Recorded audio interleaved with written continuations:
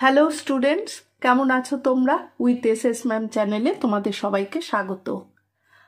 আজ আমরা জসীমউদ্দিনের গড়াই নদীর তীরে কবিতাটি সারমর্ম জানব, কবি পরিচিতি এবং ইনসাইট 10টা কোয়েশ্চেন, তার সাথে যত হাতে কলমের প্রশ্নের উত্তরগুলো আছে সেগুলো সব করব। চলো তবে শুরু করি। প্রথমেই কবিতার সারমর্ম। গড়াই নদীর তীরে কবিতায় কবি গ্রাম বাংলার প্রাকৃতিক সৌন্দর্য ও স্নিগ্ধ জীবনযাপনের এক মায়াময় চিত্র তুলে ধরেছেন। গড়াই নদীর পাড়ে এক গ্রামীণ কুটিরকে ঘিরে ফুল, লতা, গাছপালা, পাখি, ডাহুকের গান, শাকসবজির বর্ণময় উপস্থিতি এবং গৃহস্থলীর কাজকর্ম মধ্য দিয়ে কবি এক জীবন্ত ও আনন্দময় পরিবেশের রূপ এঁকেছেন। এখানে সকাল সন্ধ্যার আলো, মেঘের মায়া, বউয়ের রোদে শুকনো শাড়ি, মাচায় দোল খাওয়া লতা, উঠানে শুকানো মশলা, সব কিছুতেই এক রঙিন সুখ ও প্রশান্তির প্রতিচ্ছবি ধরা পড়ে। কবি দেখান এই ঘরবাড়ি শুধু বসবাসের জায়গা নয়, বরং এটি এক আনন্দ ভরা জীবন কাহিনী, যেখানে প্রকৃতি ও মানুষ একসাথে বসবাস করে অপূর্ব বন্ধনে। কবি পরিচিতি। জসীমউদ্দিন 1903 সালে জন্মগ্রহণ করেন এবং ওনার মৃত্যু হয় 1976 সালে। জসীমউদ্দিন ছিলেন একজন প্রখ্যাত বাঙালি কবি ও সাহিত্যিক, যিনি পল্লী কবি নামে খ্যাত। তার জন্ম ফরিদপুর জেলার তাম্বুলখানা গ্রামে। তিনি গ্রামীণ জীবন, প্রকৃতি ও সাধারণ মানুষের জীবনচিত্র তার কবিতায় সুনিপুণভাবে তুলে ধরেছেন। নকশি কাঁথার মাঠ, সজন বাদিয়ার ঘাট, বালুচর প্রভৃতি তার উল্লেখযোগ্য কাব্যগ্রন্থ। তার ভাষা সহজ, আবেগপূর্ণ ও চিত্রধর্মী, যা বাংলার লোকজ সংস্কৃতিকে বিশ্ব সাহিত্যে মর্যাদার আসনে বসিয়েছে। এরপর 10টা ইনসাইড প্রশ্ন আছে, তার উত্তরগুলো করিয়ে দেওয়া হয়েছে। একের থেকে প্রশ্নটি, গড়াই নদীর তীরে কুটিরখানির চারপাশ কি দিয়ে ঘেরা বা কিসে ঘেরা? উত্তর লিখবে, কুটিরখানির চারপাশ লতা পাতা ও ফুলের মায়ায় ঘেরা।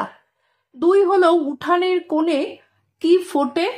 উত্তর লিখবে, উঠানের কোণে বুনো ফুলগুলো ফুটে থাকে, তারা হাসতে হাসতে কুটি কুটি হয়। 3 হলো, কোন কোন লতার কথা কবি উল্লেখ করেছেন? উত্তর হবে, কবি শিমলতা ও লাউ কুমড়ার লতার কথা উল্লেখ করেছেন।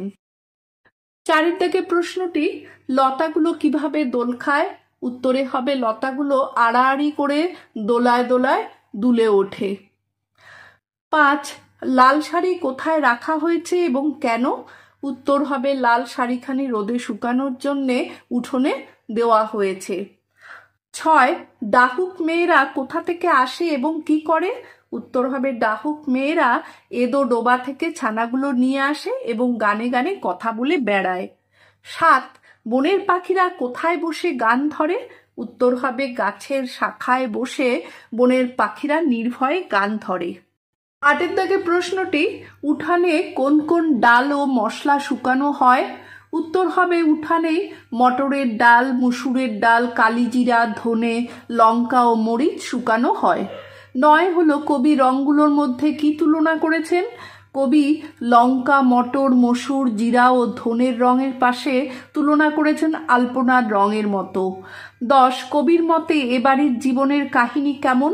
উত্তর হবে, কবির মতে এ বাড়ির জীবনের কাহিনী যেন নানান আখরে আঁকা একখানি সুখের কাহিনী, যেখানে আনন্দ ও হাসি জীবন্তভাবে আঁকা রয়েছে। এবার হাতে কলমে সমস্ত প্রশ্ন উত্তর। 1 কবি জসীমউদ্দিন কোন অভিধায় অভিহিত? উত্তর হবে, কবি জসীমউদ্দিন পল্লী কবি অভিধায় অভিহিত। 2, তার লেখা দুটো কাব্যগ্রন্থের নাম লেখো। উত্তর হবে, তার লেখা দুটো কাব্যগ্রন্থ হলো নকশি কাঁথার মাঠ ও সজন বাদিয়ার ঘাট। 2 থেকে প্রশ্নটি, একটি বাক্যে উত্তর দাও। 2-1, কবিতায় বর্ণিত নদীটির নাম কি? উত্তর হবে, কবিতায় বর্ণিত নদীটির নাম গড়াই নদী। দুইয়ের দুই, মাচানের পরে কি আছে? উত্তর হবে মাচানের পরে আছে শিমলতা ও লাউ কুমড়ার ঝাড়। দুইয়ের তিন, মানুষের বসত করার কথা এখানে কারা বোঝেনি? উত্তর হবে মানুষের বসত করার কথা বনের পাখিরা বোঝেনি। দুইয়ের চার, উঠানেতে কি কি শুকাচ্ছে? উঠানেতে মটর ডাল, মসুর ডাল, কালিজিরা, ধনে, লঙ্কা, মরিচ শুকাচ্ছে। বাড়িটিকে ভালোবেসে কারা বেড়াতে এলে কিছুক্ষণ থেমে রয়? বাড়িটিকে ভালোবেসে সাঁঝ সকালের রঙিন মেঘেরা বেড়াতে এসে কিছুক্ষণ থেমে রয়। তিনের দাগের প্রশ্ন, নিচের প্রশ্নগুলোর কয়েকটি বাক্যে উত্তর দাও। তিনের এক, কুটির খানিরে লতা পাতা ফুল মায়ায় রয়েছে ঘিরে। এখানে কুটিরটিকে লতা পাতা ফুলের মায়া দিয়ে ঘিরে রাখা বলতে কবি কি বুঝিয়েছেন? এই পংক্তিটিতে কবি একটি গ্রামীণ কুটিরের মনোরম ও শান্তিপূর্ণ পরিবেশ তুলে ধরেছেন। লতা পাতা ও ফুল যেন এই কুটিরটিকে পরম ভালোবাসায় জড়িয়ে রেখেছে, মায়ায় মোড়া একটি স্বপ্নঘর করে তুলেছে। এটি শুধু একটি ঘর নয়, যেন প্রকৃতির ভালোবাসা দিয়ে তৈরি একটি সংসার, যেখানে প্রকৃতি ও মানুষ একসাথে মিলেমিশে বসবাস করে। কবি এখানে প্রকৃতির সৌন্দর্যের সঙ্গে মানুষের আবেগ ও শান্তিকে এক সূত্রে বেঁধেছেন। তিনের দুই, ডাহুক মেয়েরা বেড়াইতে আসে গানে গানে কথা কয়ে। ডাহুক মেয়ে কে বা কারা? তারা কাদের নিয়ে আসে? তারা কিভাবে কথা বলে? ডাহুক মেয়ে বলতে এখানে বোঝানো হয়েছে জলজ পরিবেশে বাস করা ডাহুক পাখি স্ত্রী জাতিকে। তারা কবিতায় যেন জীবন্ত চরিত্রে রূপ পেয়েছে। তারা এদোডোবা থেকে ছোট ছোট ছানা নিয়ে বেড়াতে আসে। তারা শুধু চুপচাপ হাঁটে না, বরং গানে গানে কথা বলে, যেন তাদের চলাফেরাও এক ধরনের ছন্দ বা সুরে ভরা। এতে কবি প্রকৃতির প্রাণবন্ততা এবং গ্রামীণ জীবনের সৌন্দর্যকে জীবন্ত করে তুলেছেন। তিনের তিন, যেন একখানি সুখের কাহিনী নানান আখরে ভরি। আখর শব্দটির অর্থ কি? আখর শব্দের অর্থ হলো অক্ষর বা লেখার রেখা। সুখের কাহিনীর যে নানা ছবি কবি এঁকেছেন, তার মধ্যে কোনটি তোমার সবচেয়ে বেশি ভালো লেগেছে এবং কেন? এখানে কবি বোঝাতে চেয়েছেন এই বাড়ির প্রতিটি দিক, উঠানের ফুল, মশলা শুকানো, পাখির গান, লতা পাতা সব মিলিয়ে যেন একটি জীবন্ত সুখের গল্প রচিত হচ্ছে। আমার সবচেয়ে ভালো লেগেছে মাচানে দোল খাওয়া শিমলতা ও লাউ কুমড়ার ঝাড়ের দৃশ্যটি, কারণ এতে গ্রামের সাদামাটা অথচ গভীর জীবনের স্বাদ, আত্মীয়তা ও প্রকৃতির শান্ত ছোঁয়া পাওয়া যায়।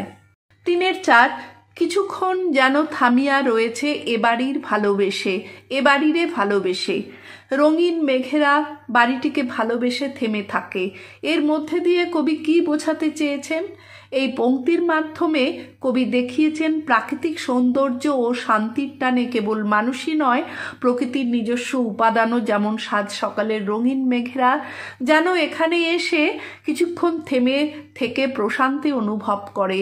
এটি এক ধরনের রূপক, যা বোঝায় যে এই কুটির শুধু বসবাসের স্থান নয়, প্রকৃতি ও আবেগের এক নিবিড় আবাস, যেখানে প্রত্যেকটি উপাদান ভালোবাসার ছোঁয়ায় পরিপূর্ণ। চারের দাগের প্রশ্নটি, নিচের প্রশ্নগুলোর উত্তর নিজের ভাষায় লেখো। চারের এক, এবাড়ির যত আনন্দ, হাসি, আঁকা জীবন্ত করি। কবিতায় কবি প্রকৃতির সঙ্গে একাত্ম যে গ্রামীণ কুটিরের জীবন্ত ছবি এঁকেছেন তার বিবরণ দাও।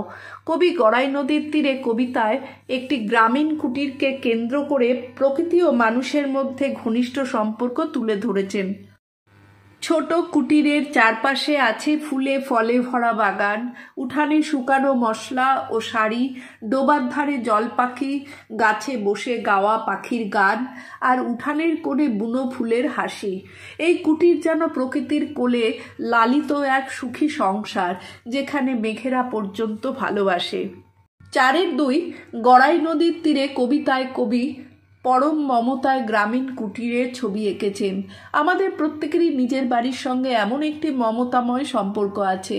তুমি তোমার বাড়ির বিভিন্ন অনুষঙ্গের বিবরণ দিয়ে একটি অনুচ্ছেদ লেখো। আমাদের বাড়িটি নর্থ বেঙ্গলের একটি ছোট শহরে, যেখানে গাছপালায় পরিপূর্ণ। পাখির ডাকে ভোরবেলা ঘুম ভাঙে, ঝাঁকে ঝাঁকে টিয়া আসে ধান ক্ষেতের উপর উড়ে বেড়ায়। যানবাহনের আওয়াজ খুব একটা পাওয়া যায় না। বাড়িতে অনেক ধরনের ফুল ও ফলের গাছ আছে। বাড়ির সামনে একটা বকুল ফুলের গাছ আছে, যার সুগন্ধ সারা বাড়িতে ছড়িয়ে থাকে। আমার বাড়ির সঙ্গে আমার সম্পর্ক খুব ভালোবাসার। বাড়ির উঠান, যেখানে আমরা সবাই একসাথে বসি, জানলার পাশে রাখা ফুলের টবগুলো, ছাদে পাখিদের আসা যাওয়া, বিকেলে মায়ের বানানো চায়ের গন্ধ, সবই আমার জীবনের এক একটি সুন্দর স্মৃতি। ঘরটা শুধু চার দেওয়ালের মধ্যেই নয়, এর প্রতিটি কোণেই আছে ভালোবাসা, স্মৃতি ও আত্মীয়তার পরশ। 5 দাগে প্রশ্নটি, নিচের বাক্যগুলো থেকে ক্রিয়ার কাল নির্ণয় করো। 5-1, কুটির খানিরে লতাপাতা ফুল মায়ায় রয়েছে ঘিরে। এটা হবে, কাল হবে বর্তমান কাল, পুরাঘটিত বর্তমান কাল। 5-2, উঠানের কোণে বুনো ফুলগুলো হেসের হয় কুটি কুটি। এটা হবে বর্তমান কাল, সাধারণ বর্তমান কাল। 5-3, লঙ্কা মরিচ রোদে শুকাইছে উঠানেতে সযতনে। এটাও বর্তমান কাল, কিন্তু এটা ঘটমান বর্তমান কাল। 5-4, জিরা ও ধনের রঙের পাশেতে আলপনা আকাকার। হবে সাধারণ বর্তমান কাল। 5-5, কিছুক্ষণ যেন থামিয়া রয়েছে এ বাড়ির ভালোবেসে। কাল হবে বর্তমান কাল, পুরাঘটিত বর্তমান কাল। 6 দাগে প্রশ্নটি, নির্দেশ অনুযায়ী বাক্য পরিবর্তন করো। 6-1, মূল বাক্য, লাল শাড়িখানি রোদে দিয়ে গেছে এ বাড়ির বধূ কেউ। এটাকে জটিল বাক্যে পরিণত করতে হবে। উত্তর হবে, যে বধূ এই বাড়ির সে লাল শাড়িখানা রোদে দিয়ে গেছে। 6-2, ডাহুক মেয়েরা বেড়াইতে আসে গানে গানে কথা কয়ে। এটা চলিত গদ্যে রূপান্তরিত করতে হবে। উত্তর হবে, ডাহুক মেয়েরা ছানা নিয়ে গান গাইতে গাইতে বেড়াতে আসে। 6-3, মূল বাক্য হলো, গাছের ছায়ায় বনের পাখিরা নির্ভয়ে গান ধরে। এটাকে নাসূচক বাক্যে পরিণত করতে হবে। উত্তর হবে, গাছের শাখায় বনের পাখিরা গান ধরতে ভয় পায় না। 6-4, মূল বাক্য হবে, এখনো তাহারা বোঝেনি হেথায় মানুষ বসত করে। এটা যৌগিক বাক্যে পরিণত করতে হবে। উত্তর হবে, হেথায় মানুষ বসত করে, কিন্তু এখনো তাহারা বোঝেনি। 7 দাগে প্রশ্নটি, নিচের শব্দগুলোর ধ্বনিতাত্ত্বিক বিচার করো। উত্তর হবে, কুমড়ো হয়েছে কুমড়া, স্বরসঙ্গতি। কালিজিরা কালো জিরা, স্বরসঙ্গতি। উঠান থেকে উঠোন, এটাও স্বরভক্তি। সযত্নে থেকে সযতনে, এটা হবে স্বরভক্তি। অক্ষর থেকে আখর হয়েছে দীর্ঘী ভবন। সন্ধ্যা থেকে সাঁঝ হয়েছে নাসিক্য ভবন। 8 থেকে প্রশ্নটি, কারক বিভক্তি নির্ণয় করো। তীরে, এটা হবে অধিকরণ কারক এ বিভক্তি। বুনো ফুলগুলি, এটা হবে কর্তৃকারক আর বিভক্তি হলো গুলি। গান হলো কর্মকারক, এটার কোনো বিভক্তি নেই। আখরে হবে অধিকরণ কারক এ বিভক্তি। রঙিন মেঘেরা, এটা কর্তৃকারক রা বিভক্তি। 9 দাগের প্রশ্নটি, নিচের শব্দগুলোর মধ্যে কোনটি কোন শ্রেণীর বিশেষ্য তা নির্দেশ করো। মানুষ হবে জাতিবাচক বিশেষ্য, আনন্দ হবে ভাববাচক বিশেষ্য, ফুলগুলো হবে বস্তুবাচক বিশেষ্য, আর আলপনা হবে ক্রিয়াবাচক বিশেষ্য। 10 দাগের প্রশ্নটি, নিচের শব্দগুলোর মধ্যে কোনটি কোন শ্রেণীর সর্বনাম তা নির্দেশ করো। যার হলো অধিকারী সর্বনাম, তাহারা হলো সাপেক্ষ সর্বনাম, কেউ হলো অনির্দিষ্ট সর্বনাম, তার হবে অধিকারী সর্বনাম।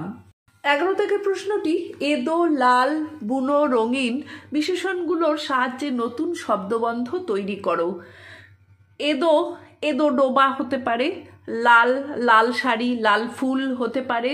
বুনো, বুনো ফুল হতে পারে। তারপর রঙিন, রঙিন বেগ, রঙিন আলপনা ইত্যাদি হতে পারে।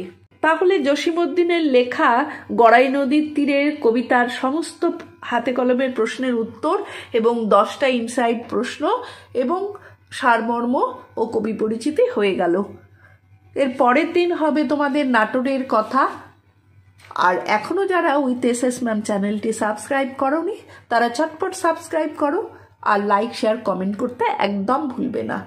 চলো তবে। টাটা।